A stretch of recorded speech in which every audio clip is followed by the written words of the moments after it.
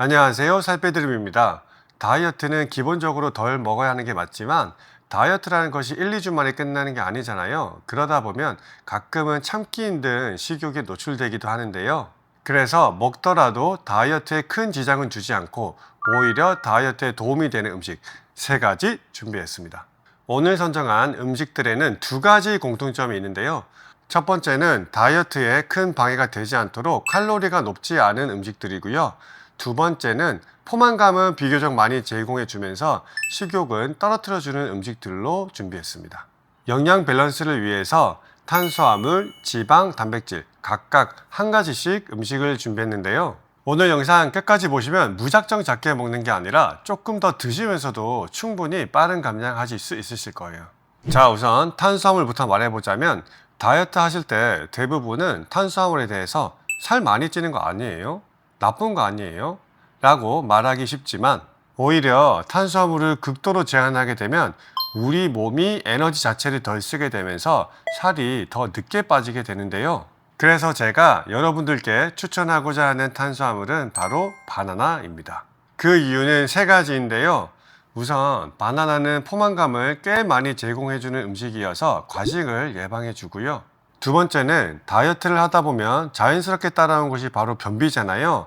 바나나는 식이섬유가 풍부해서 이 변비를 예방하는데 꽤 도움이 됩니다.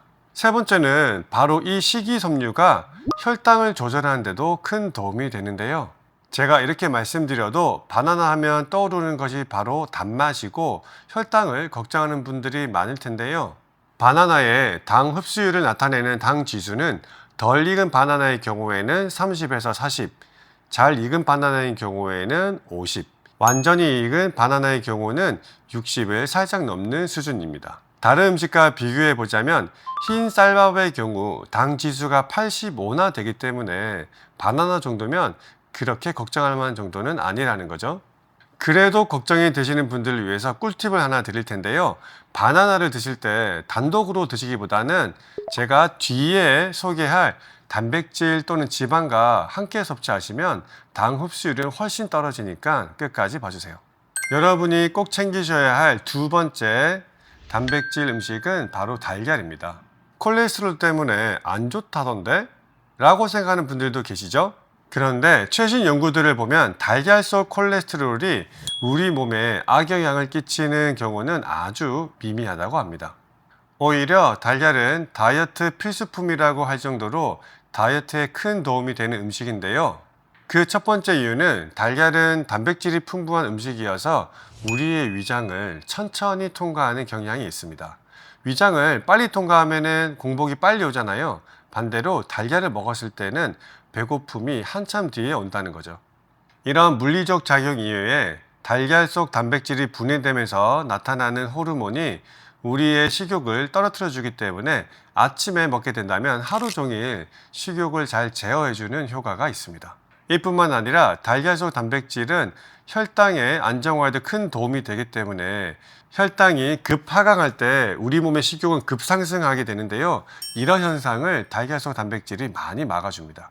세 번째로 소개할 음식은 견과류인데요. 견과류 하면 그거 지방이 너무 많은 음식 아닌가요? 라고 생각하실 텐데요. 맞습니다. 견과류에는 다량의 지방이 포함되어 있는데요. 그런데 중요한 것은 모든 지방이 다 나쁜 것은 아니거든요. 견과류가 다이어트에 도움이 되는 이유를 의학적으로 설명해 드리겠습니다. 첫째, 견과류에는 다량의 불포화 지방산이 포함되어 있는데요. 특히 오메가3 지방산은 체지방 분해를 촉진합니다. 연구에 따르면 견과류를 섭취한 그룹이 섭취하지 않은 그룹보다 훨씬 더 많은 복부 지방의 감소가 있었다고 합니다. 이것은 마치 여러분들이 매일같이 바르시는 선크림이나 화장을 지울 때랑 똑같은데요. 화학적으로 볼 때 선크림이나 화장은 대부분 기름으로 이루어져 있습니다. 이 기름으로 지울 때 여러분들은 뭘로 지우시나요? 아이러니하게도 우리 얼굴에 기름을 지울 때 다시 기름을 쓰죠. 마찬가지로 우리 몸의 복부 지방을 없애는 데에는 견과류의 좋은 지방이 꼭 필요하다는 거죠. 둘째, 견과류의 지방과 단백질은 콜레시스토키닌이라는 호르몬을 분비시키는데요. 이 호르몬이 왜 중요하냐면요. 이 호르몬이 분비되고 나면 꽤 긴 시간 동안 식욕이 줄어들어 있게 되거든요. 따라서 여러분이 견과류를 먹고 나면 그 이후에 오는 식사 시간에 그 식사량을 줄이는데 매우 도움이 된다는 거죠.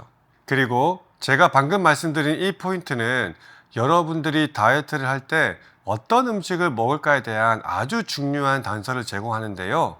왜냐하면 어떤 음식은 다이어트를 할 때 여러분들이 한 입 딱 드시잖아요.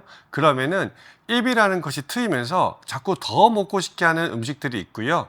반대로 제가 오늘 소개해드린 달걀이나 바나나, 견과류와 같은 음식들은 여러분들이 한번 드셨을 때 오히려 식욕이 감소하기 때문에 다이어트에 훨씬 유리한 음식이라는 거죠. 하지만 여러분이 주의하셔야 될 점은 견과류는 평균적으로 100g당 600kcal나 되기 때문에 너무 많은 양을 섭취하는 것은 안 좋고요. 하루에 한 줌 정도, g으로 따지면 25g 정도가 적당합니다. 마찬가지로 달걀은 2개까지가 좋고요. 바나나의 경우도 1개 반까지가 적당하겠네요. 마지막으로 그럼 언제 이 음식을 먹으면 좋을까요? 정답은 되도록 아침에 드시는 건데요. 아침에 드시면 하루 종일 여러분들의 식욕을 관리하시는데 큰 도움이 될 겁니다. 자, 하지만 여러분들이 잊지 않으셔야 될 것은 우리는 지금 다이어트 중이라는 거예요.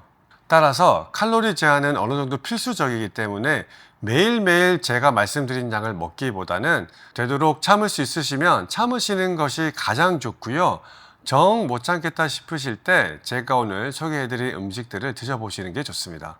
다이어트는 무작정 굶는 게 아니라 현명하게 드신다면 조금 더 먹으면서도 얼마든지 여러분의 목표 체중까지 빼실 수 있습니다. 오늘 영상이 여러분들의 다이어트에 도움이 되셨기를 바라고요. 이상 살 빼드림이었어요.